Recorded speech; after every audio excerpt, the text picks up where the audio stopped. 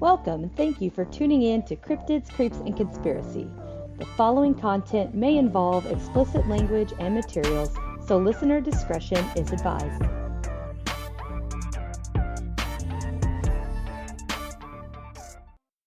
Hey everyone, welcome back. This week we are going to have back with us a very special guest, Matt from Planet 412. We are going to be finishing up his encounter and experience with the dog-like creature that he had in his youth, and the story gets totally bananas. It gets crazy. It's just totally mind-blowing. So if you would like to get to know Matt a little more and his background and hear the beginning part of his encounter, go back to last week's episode and you'll see it. It's got his name on it. It says part 1, and listen there and then come back and join us. Give you a moment, if you would, go back and listen to that and then join us for part 2. And welcome back. For those of you who did go check out 1 and then come back for 2, get ready because we are going to get right into it. Hold on to your seats, you guys. Because what it did next was it roared again. And it was even louder because we were in a building, an empty building, 4 floors. And it was again so jarring and so loud that we, grabbed our ears and turned our heads. But because, and we talked about this in detail, none of us got sick this time. And we believe the reason being is it's here. We're up here. We have a half wall of concrete in front of us, concrete on the floor. I think when it roared at us and threw this infrasound at us, that the concrete had absorbed this noise. And it hurt our ears. I remember my ears were ringing later. It was still like they were muffled a little. And it looked at us and it bared all of its teeth. It had just teeth everywhere. The longest fangs were the canine's top, and then it had them on the bottom. So going wider on the outside were 2 long ones this way, and on the inside a little were up this way. If anybody wants to know the over the years, the closest thing I've ever seen in TV, movie, media, anything that looks like this, the closest thing I've ever seen, and it's not exact, but the best representation was Hugh Jackman was in the Van Helsing movie when he turns into a black werewolf at the end. Now, there's 2 werewolves in that. There's one at the beginning. It's like whitish gray. It didn't look like that. It looked like Hugh Jackman's. It was very similar, but he was more human shaped in that thing. This thing had no normal human shape to it. Sibylla Irwin. Are you familiar with Sibylla Irwin? She has a show on YouTube. She's a very good friend of mine, and I'm going to tell you real quick the name of Sibylla's YouTube show. It's called Sketching Encounters. In fact, you see it right there, Sketching Encounters. Okay. Now, if you go there, she is the sweetest woman on the planet. She's so incredible. She's a graphic sketch artist. And what she does is people that have experiences, she has them on her show. And she will work for months with people to bring what they saw to life and graphic computer generated artistry.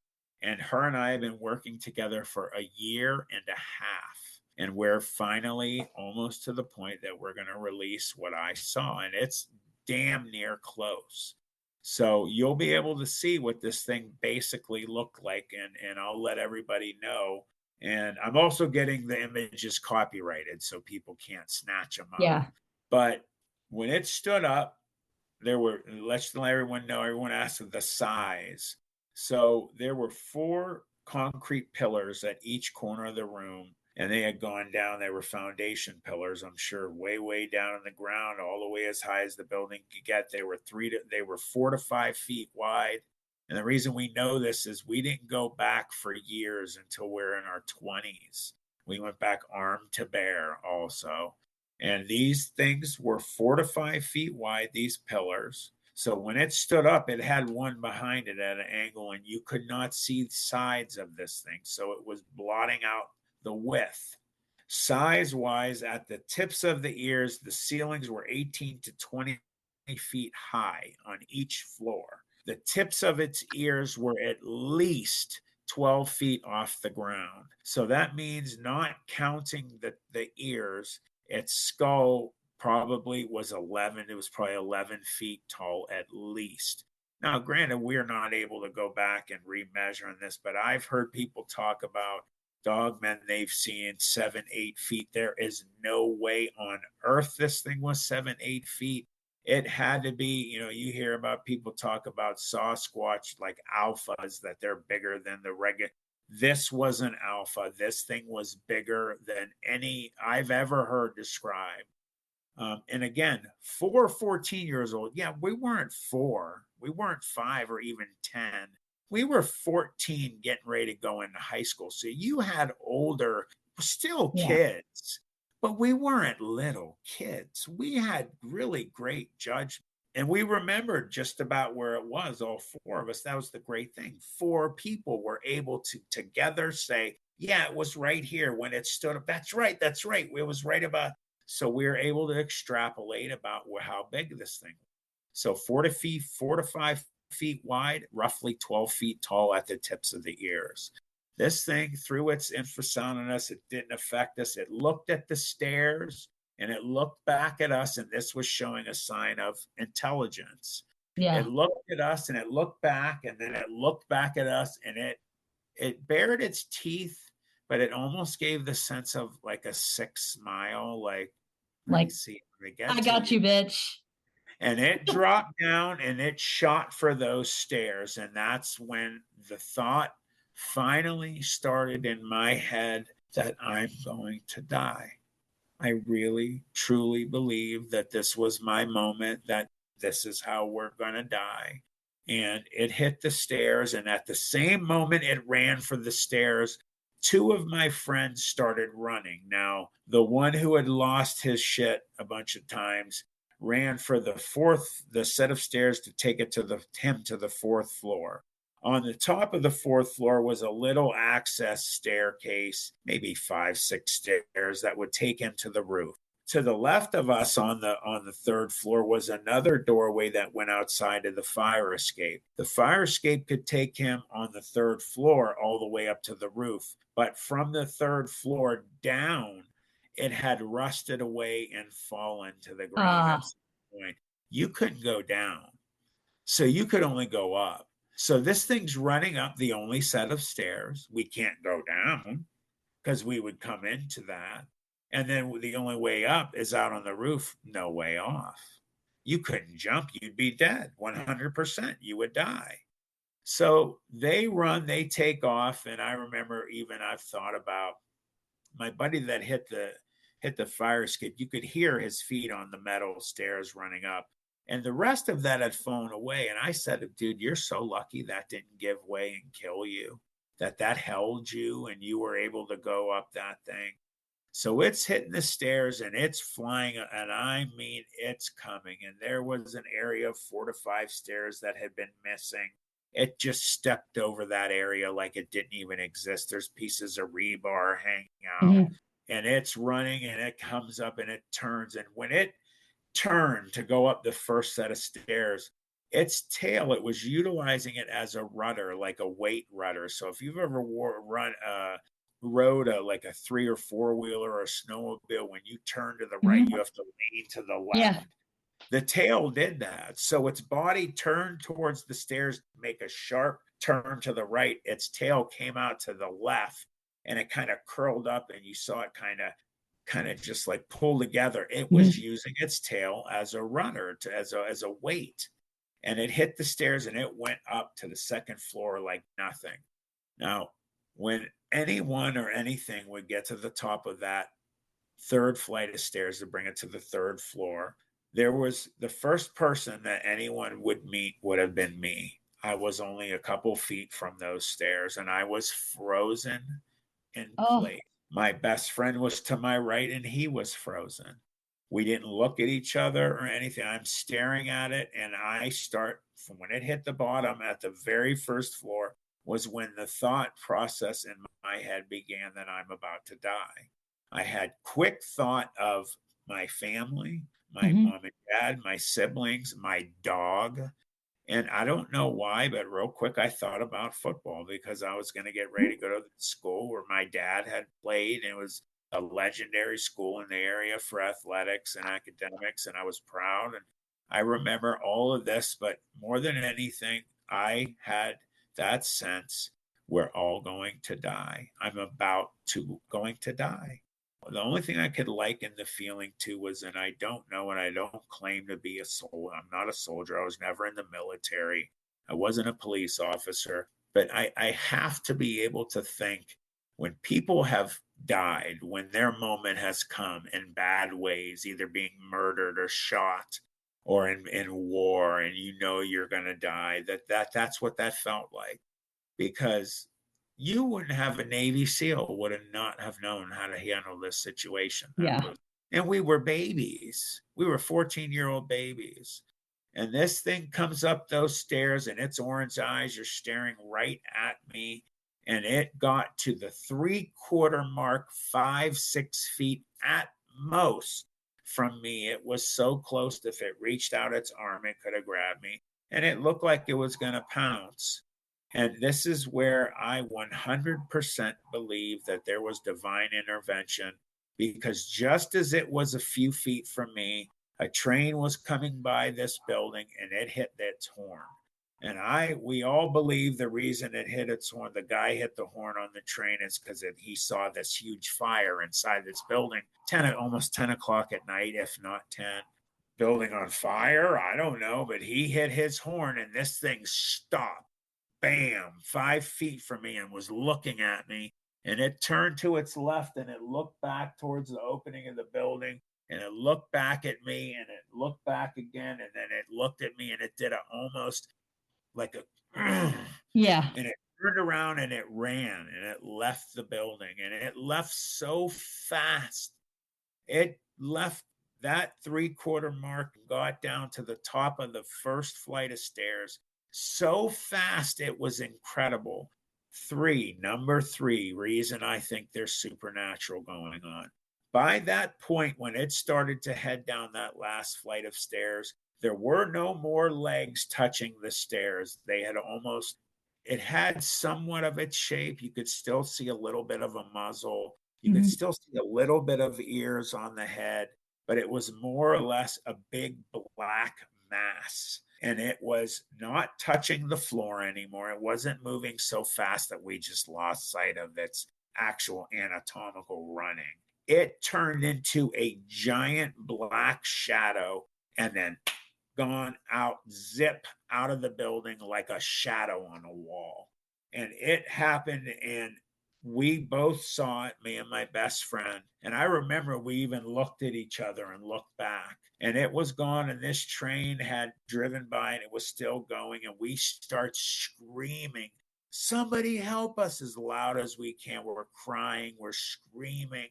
Our friends had heard the horn of the train and they heard us screaming for help. So they made their way down, and the one came in from the fire escape, and he's screaming already. He must have started screaming on the staircase. And then the other buddy had come from the 4th floor, and I remember seeing him come, and he almost was like we're going to be saved, and we're all screaming, "Help, help, help." Of course, horrified, we're not moving. Yeah. And screaming, and the train's getting farther and farther and farther, and it wasn't stopping. It just, all of a sudden, it's gone, and we can't even hear it anymore. And then the fear of God sets back in, that it's coming, it's going to come back in. Yeah. And it did not, thank God. We were up on the 3rd floor for roughly an hour before we decided to make our way down to the 2nd floor. Definitely, from everyone I've spoken to, so we made our way down the 2nd floor. We're there for maybe 20, 25 minutes, make our way down to the 1st floor. And my friend, who had lost his shit before, has now had he's mental breakdown. He's had a complete nervous breakdown, is crying, screaming, out of control, begging us, we've got to stay in here till morning. We have to wait till the light. Now it's after 11 o'clock at night. And GTFO, man. we're not even listening to him at this point. He's just screaming, running in circles, just talking to himself. We're looking at you. We have to get out of here. We have to make a run for it. This is going to come back. And every once in a while, we're all kind of looking past our makeshift wall to see if we can see those eyes. Because if it was out there, we would have saw it. Oh, yeah. And it was so black that it was actually blacker than the night sky behind.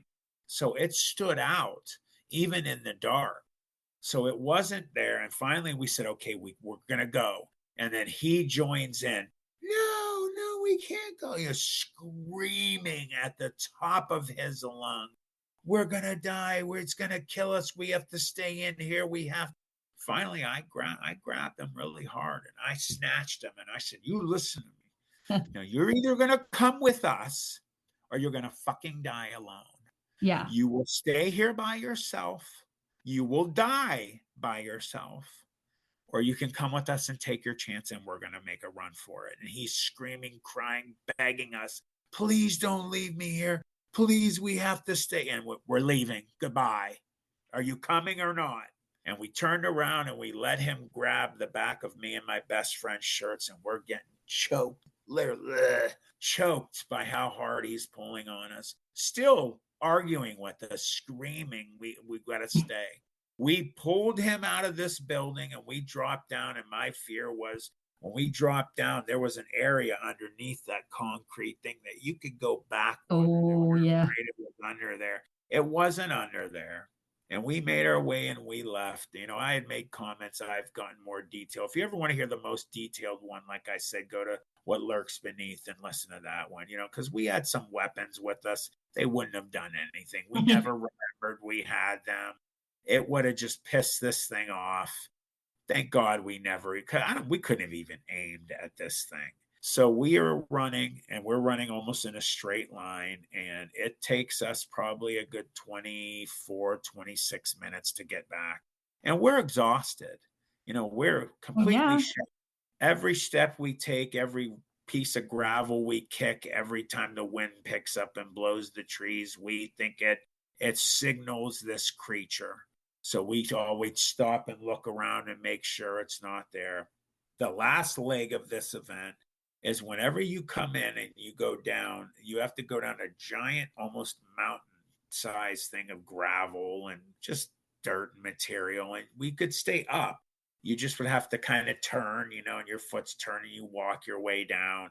Going up, you had to go up on all fours. And we would always laugh at each other because everyone would always slide back down. Well, this wasn't funny that night. You know, we're trying to get up. We're exhausted. We're horrified. Every time one of us starts to lose our footing, we scream, is it behind me? Is it behind me? You think in your heart, oh my God, it's behind me. And it was. Finally make it up to the top. And as we're getting up to the top, we hear the wild, or another pack of wild dogs in the distance. We think that's signaling this thing coming, but we didn't see them or it. We make it across the street back to my buddy's house where his family's not home. They were at bingo or something. It's close to midnight. Oh, wow. We're 14 years old. Police didn't walk downtown Youngstown by themselves at that time of night. Yeah. So we were there for maybe an hour just in shock. We had drank water and everything at his hose. And we were sitting some in the yard. I was on the front porch. My buddy was on the stairs. And we're in shock. We didn't talk for an hour at least. We're staring across the way. Can't see it because it's a half an hour from where we were. But staring in the distance, no one said a word. In fact, my buddy who lost his shit real bad didn't speak for 2 weeks. He ended up going to see psychiatrists, and his parents thought we all did acid. He had a bad trip and was screwed up from that. They didn't believe it at all. My mom really wasn't involved. She let my dad handle it. She didn't even really know what was going on. The parents of the house that we were at, they were Latin. The mom spoke broken English. The dad they thought we were drinking or something. They didn't want anything to do with it. They laughed at us. We walked back to my best friend's dad's house, and I always say the same thing too. I'm not going to say what he did, but anybody that knows me and knows who my best friend was, and he's not longer here, they knew what his dad did. His dad worked for the city. He basically was in charge of everything. Just you can think of what he did. So we get back, his mom and dad are waiting for him. All four of us walk in, completely disheveled, covered in dirt and sweating, pale as ghosts, crying. They look at us like, what the hell is going on? Where have you been? His dad starts screaming at him, where have you been? I've been calling the police. I have officers looking for you. What is going on? Where were you? And we told him where we were, and he went ballistic. How could you be? That place is falling apart. They're going to get ready to demolish some of those buildings. That stuff fall. We've had people work down there and they've got hit by concrete falling down. You guys could die, blah, blah, blah, blah, blah. What happened? What is going on here? Fully expecting maybe we got chased by people or something. And we start all talking at once that this thing, shut up. Everybody shut up one at a time. And he tells his son, go.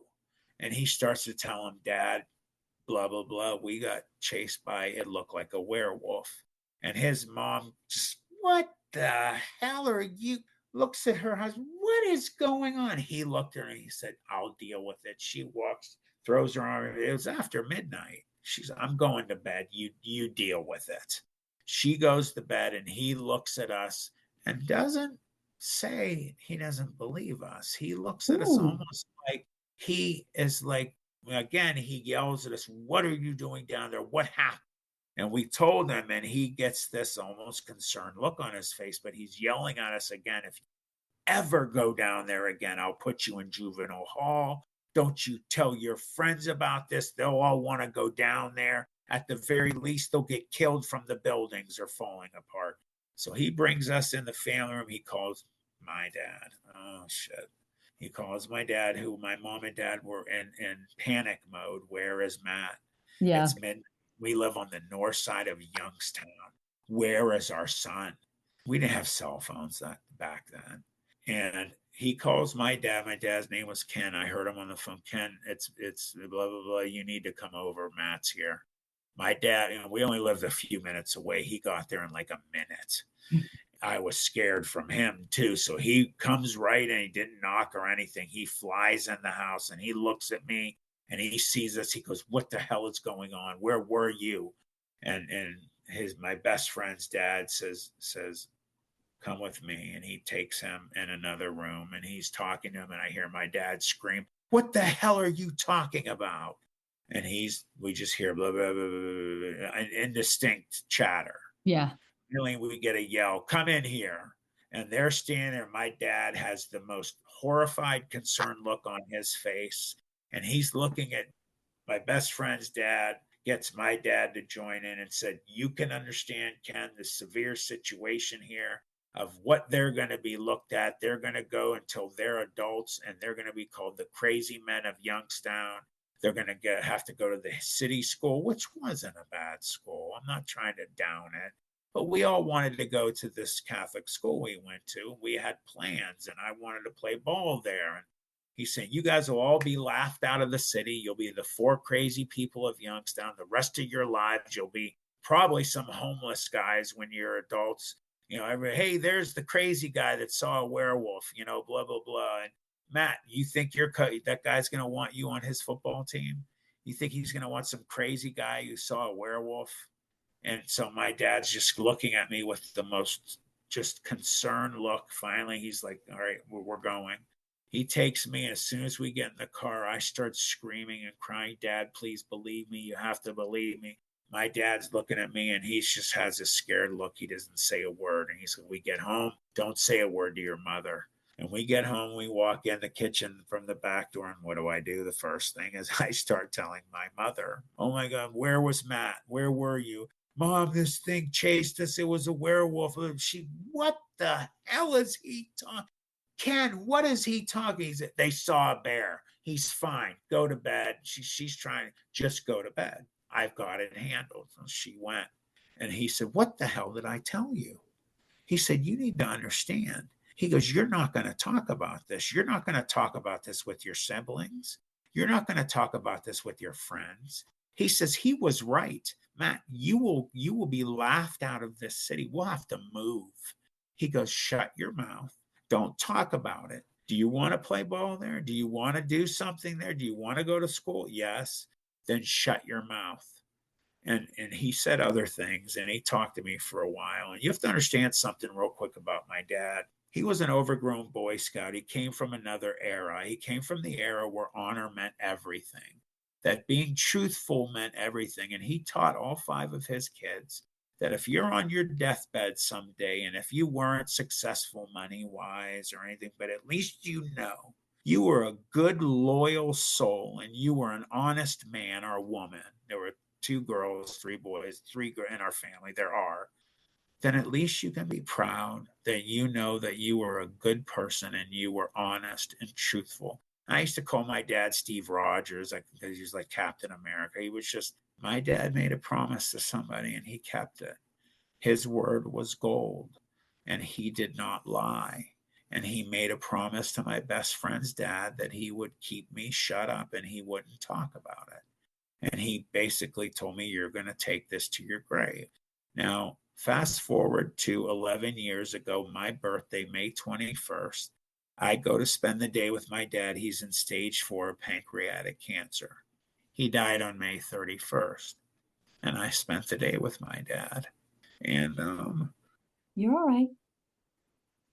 Sorry. It's okay. Take your time. We talked about a lot of things that day. And one of the things I talked to him about was what happened. And I said to him that I need to know something. I said, I need to know if you believe me what happened. Because I knew he wasn't going to be around much longer. And he was my best buddy. That's what we used to call each other. And he looked at me and he said, I do. He said, I believed you from minute 1. He said, I've just been terrified over the years because he said, I could have lost my boy. He said, if you would have died, I would have just never been able to survive that. My mom and dad had special relationships with all 5 kids, but my dad and I had a very special bond. And he was my best buddy. That's what we called each other.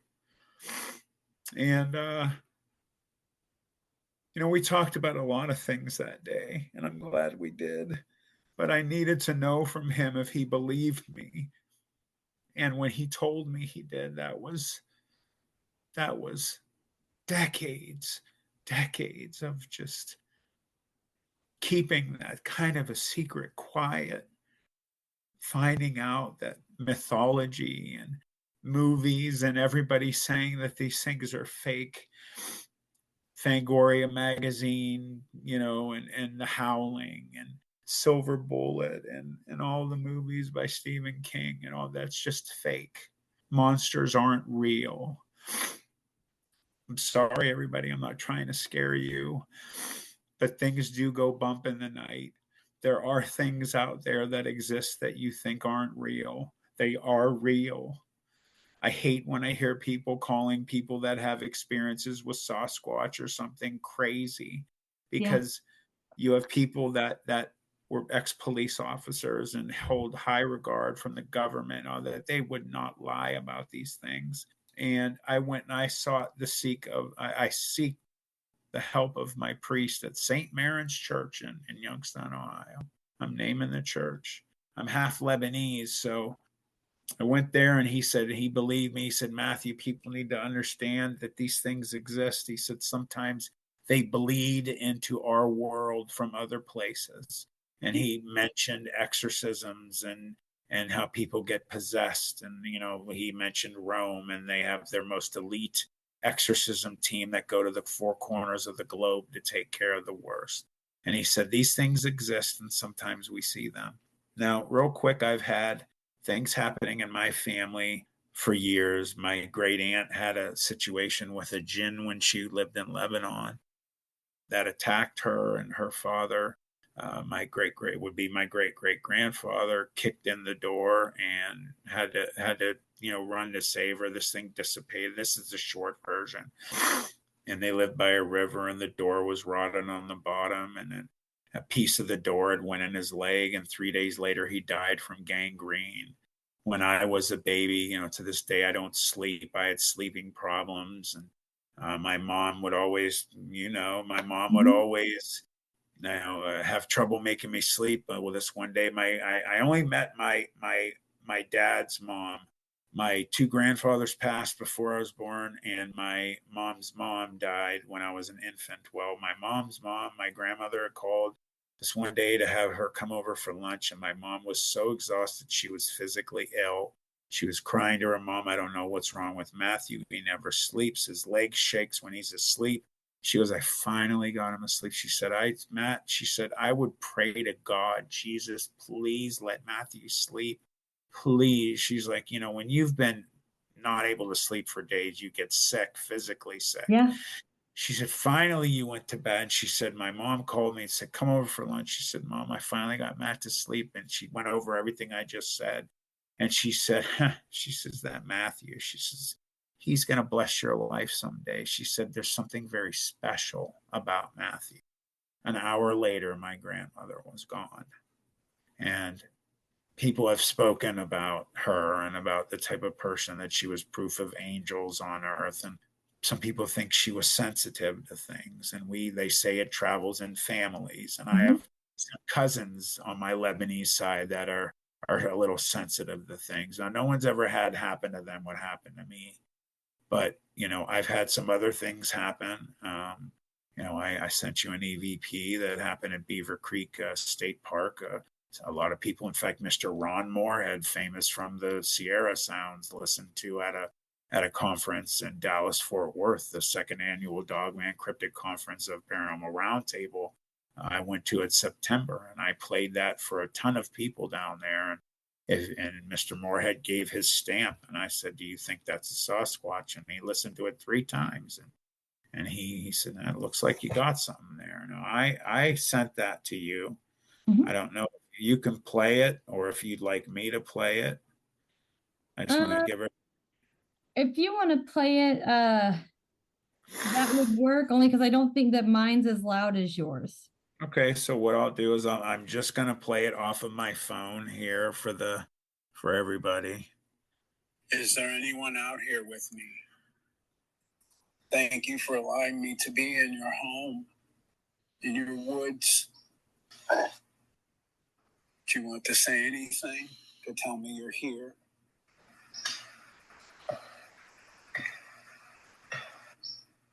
What's your name? Is there anyone here, and how many of you are there?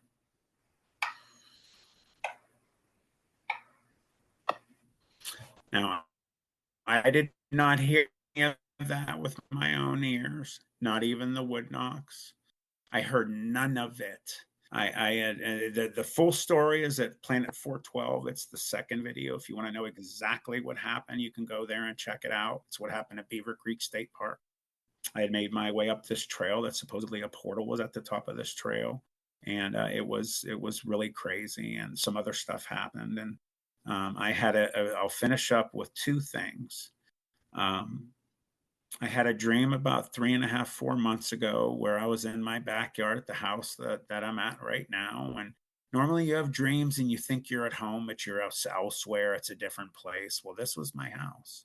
And we have woods in the back of our house, and we have a chain link fence at those wood line.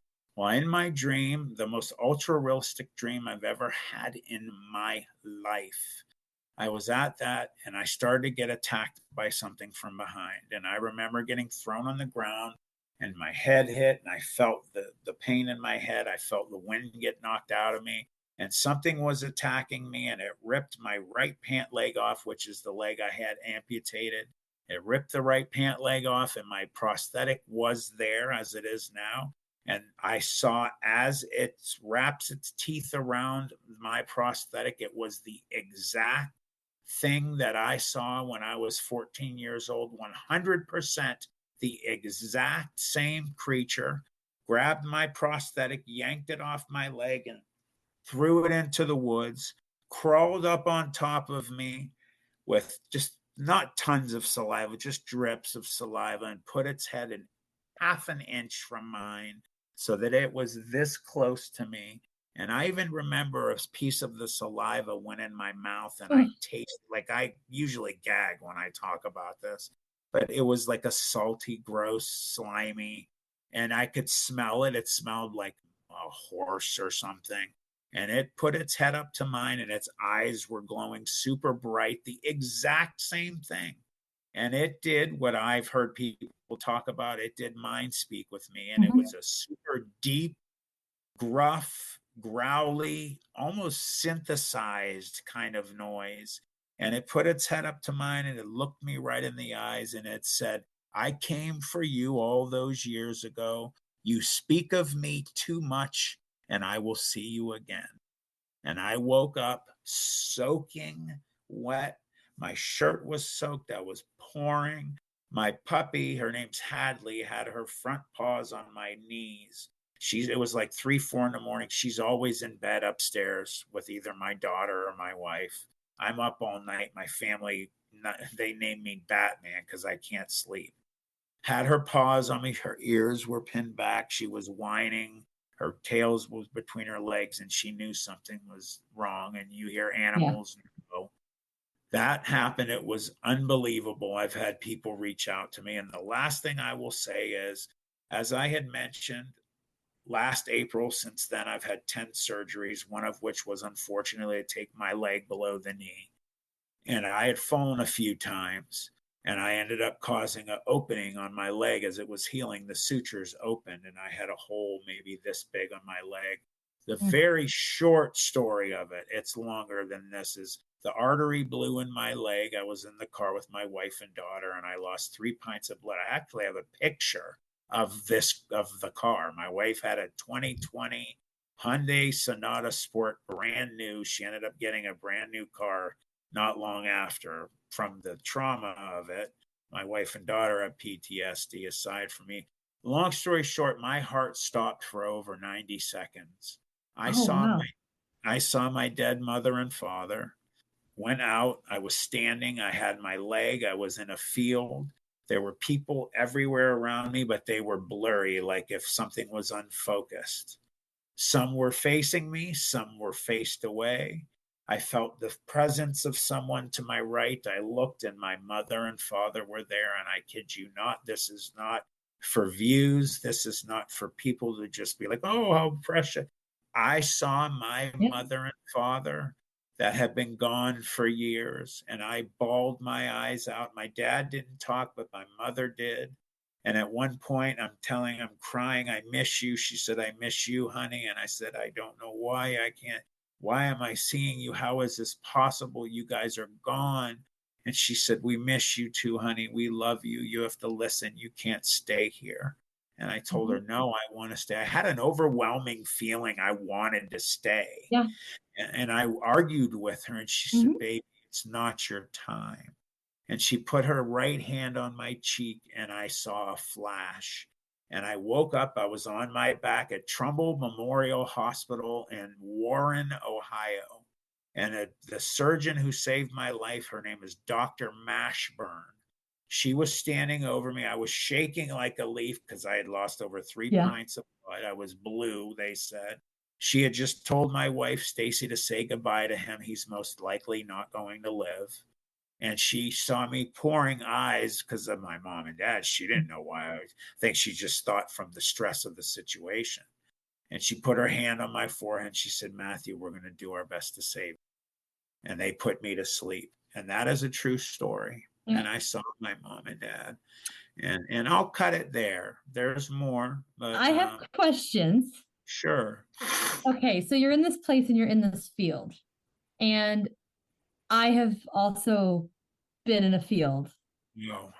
And when I was there, I'm just curious if it's the same. So now with mine, there were not tons of people everywhere. I was in this field and the grass was the greenest grass I have ever seen in my life, like emerald green, not too long, not too short. Every blade was in place.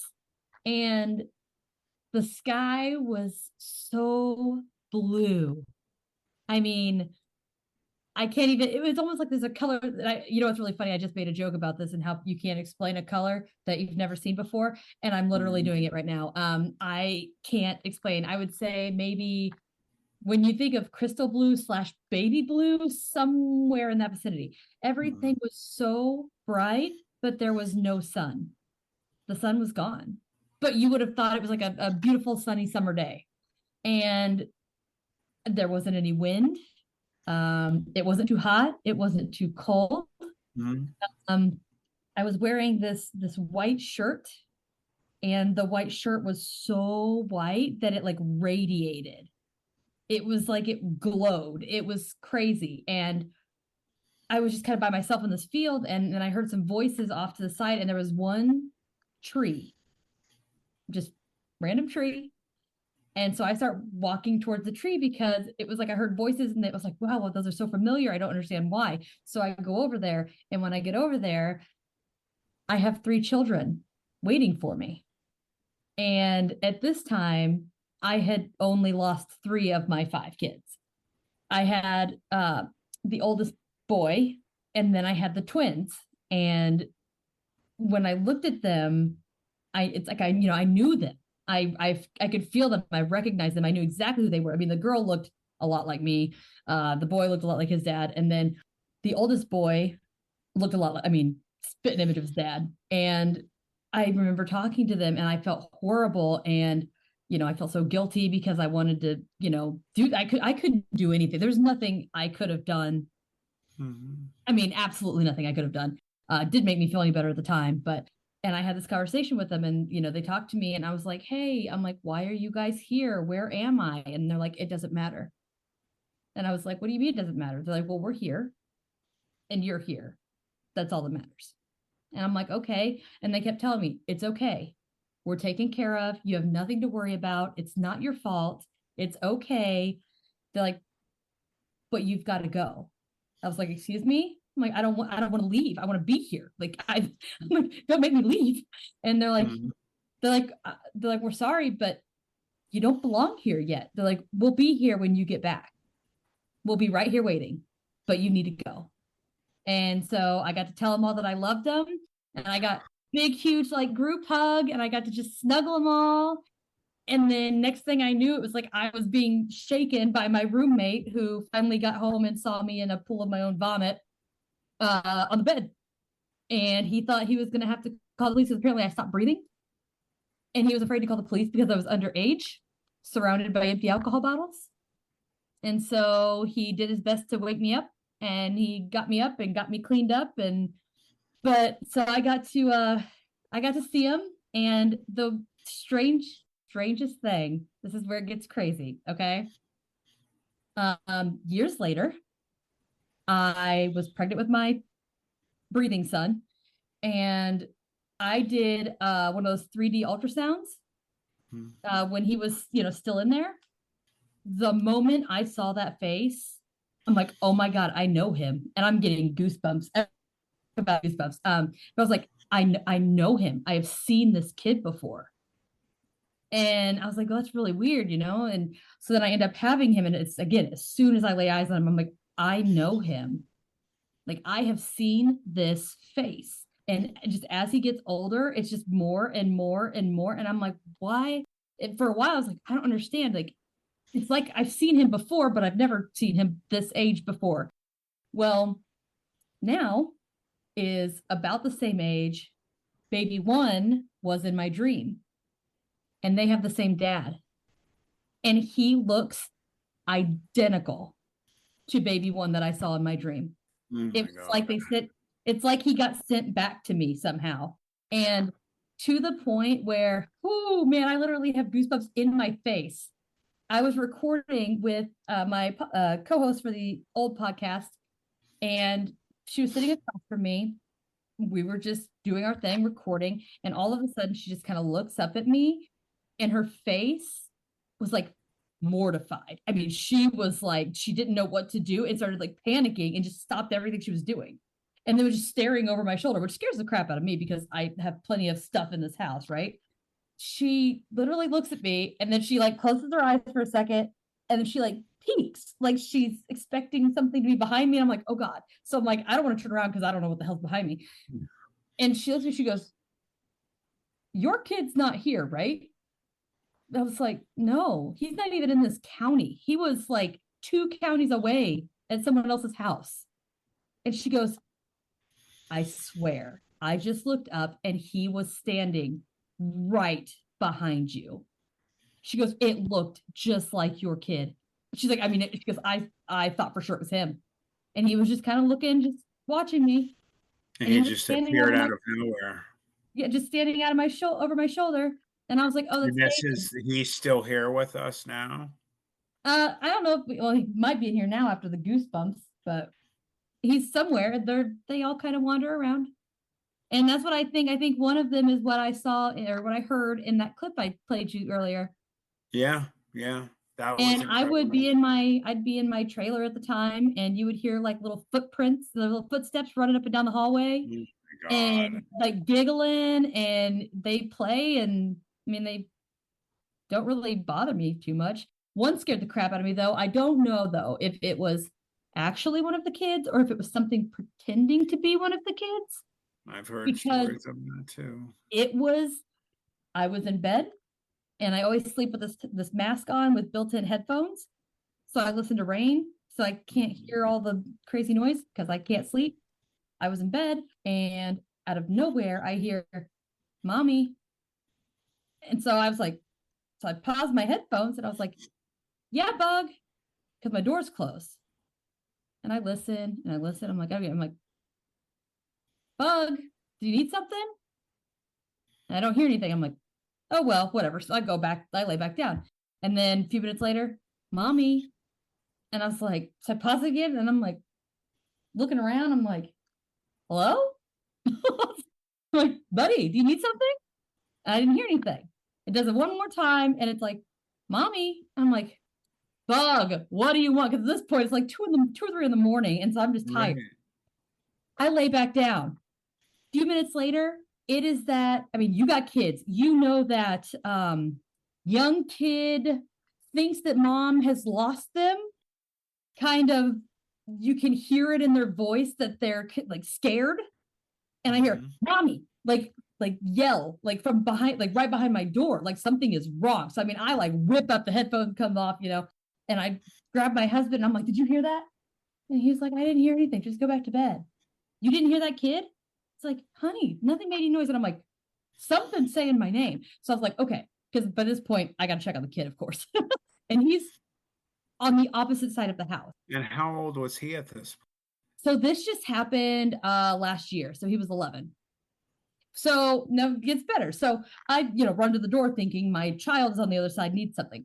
And I open the door real fast and nothing. There's nothing. I'm still uneasy.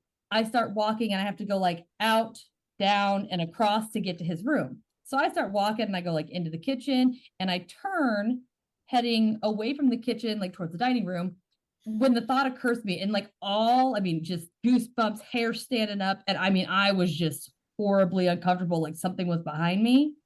And the thought occurs to me that I'm like, wait, that didn't sound like my kid. That wasn't his voice. And he doesn't call me mommy anymore. Mm-hmm. He calls me mom. And about that time, everything stood up. And behind me in the kitchen, I hear like giggling. And I just stopped. And I was like, I wasn't sure if I wanted to turn around because it's like, I don't know what's behind me. And I turned and there was nothing. And I was like, listen here. I was like, that is not fucking funny. We do not play these games in this house. Next time your ass is going to be in big trouble because you better straighten up. I'm like, do you understand me? I was like, mom's got to sleep and you got to knock it off. And then I went, opened the door just to check. My kid is snoozing, like sawing logs, never budged. They had no idea what was going on. And you've had plenty of things happening at your house for a while. Yeah. And it's not just my house. It's because people are like, oh, you live in a haunted house. And I'm like, it's not the house. No, it's you. And, we discussed something earlier that I'm a firm believer in. And I've spoken on a lot of interviews, and I was just on Dr. Russ Jones and Brad's show this past week on the Untold Network. And there's a very strong thought about people that are sensitive to Mhm. supernatural types of events and to people that notice things. And I truly believe that you did have also a lot of similarities in your near death experience, and you saw your children that you. And I'm so sorry that you've had to lose children, so many, and you Yeah. saw them, and it travels in families and it follows people, Mhm. and some people just are able to be more I have a open witchy and background. sensitive to things. Supposedly, we Yeah. have some witchy background Oh, really? that the family doesn't like to talk about anymore. Okay.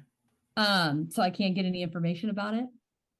But whenever I went and I would be like, hey, I could tell who's having a baby and what they're having before they know they're having a baby. Oh, and I can also tell when people die 5 days before it happens. That's odd you mentioned the baby thing. I have absolutely, and I have family members who can prove this too. A ridiculous string of being able to say what sex the babies Yep. are. And for years, I've done this for decades. Mine are people don't even like me to call them because if I call and say I had a dream that you were pregnant, I find out that apparently my dream happens around conception. So it's before they even know. And I'm like, hey, you're pregnant. It's a girl. They don't want to hear it. Yeah. And a lot of them are like, I don't want to, I don't want. So far, I'm on baby number 12. I've got 3 in the oven right now that I called exactly when they were pregnant. I have identified a gender. I just have not been verified, after birth because they're still cooking. I'm really interested about this last one though, because I had a dream about it about a month and a half ago. And I told them, I was like, I had this really weird dream. And they looked at me and they were both just like, I was like, you guys are pregnant. I was like, but it's weird. And they're like, what do you mean it's weird? I'm like, well, I for sure saw a girl, but I think there's a bonus baby in there. Like there was Uh, something behind it, but I couldn't see what it was. And normally I can always see what it is, but I'm like, I couldn't see it. So I was like, I don't know what's going on with that. I was like, that's new to me, but very. I'm very interested. But yeah, usually it's that or people die. I believe 100% in sensitivity to things like this. And Mm-hmm. again, you said some things that were very similar to what happened to me. I didn't notice in the near death experience the sky or the grass. I just knew I was outside, and but so many similarities, and some people just have had Mm-hmm. these. And I mean, there's countless stories of people, and I believe experiences. As I always talk about, I think experiences are 100% real. Now there's stories that can be real. It just depends on people how they like to use their Yeah. verbiage. But yeah, you have shown a lot of things that It's I sound similarities to. it's very weird. I almost wonder, because like I said, when I woke up in this place, I was alone. So I had plenty of time to, look around and be like, well, what's happening to me? Where am I? Mhm. Whereas when you showed up there's people everywhere, even though you couldn't see them, Right. people everywhere. So it was a little more distracting. And I'm kind of wondering, like, like I said, I didn't see all those people. I only saw the kids. That's a gift. That was very special. And what's weird is like I was not in a good place. Hence I pretty much died. Aside from that, but after I had that dream, I don't know what it was, but it's like something in my brain just switched. And it was like before I literally was like, I can't handle this. I was in the attempt of, taking care of myself here. I'm Uh, sorry. and but after that dream, as soon as I woke up, it was almost reassuring, I guess. And I no longer had that want to do that. It It was, saved you. yeah, That's very special. What a gift. it was, it was cool. But we'll definitely, you know what, we might have to have you on again at some point and kind of delve For more into sure. I like the would love to. paranormal stuff. For sure. Um, Something is trying to get into my door. I can't tell what it is. I think it's the cat. I think it's the cat.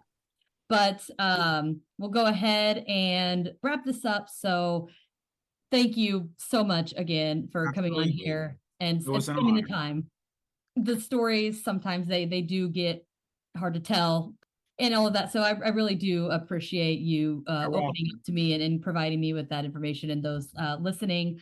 And speaking of those listening, to whom you may be, please, please, please go onto the YouTube channel, Planet 412, subscribe, watch the whole video, help him out, spread the word. I mean, far and wide, I always tell people, we do what we do because we enjoy it. Yes. But it also helps to be able to do what we do so that you and I and us can enjoy it if we have some support. I know that people don't like to talk about that kind of thing, but there is a lot of stuff that is in the background that people do not see. And a lot of times 100%.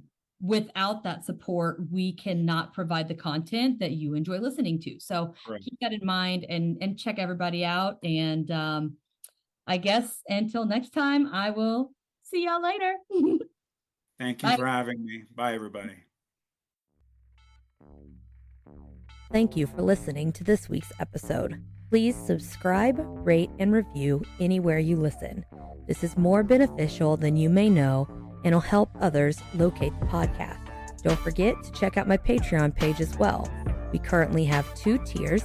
The Snallygaster tier that'll get you unedited bonus audio, a sticker, a shout out on the podcast, and access to the private Discord server.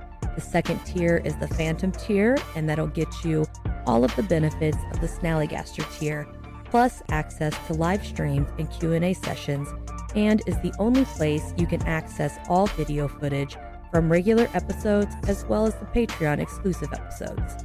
You can subscribe today at patreon.com/cryptids, creeps, and conspiracy.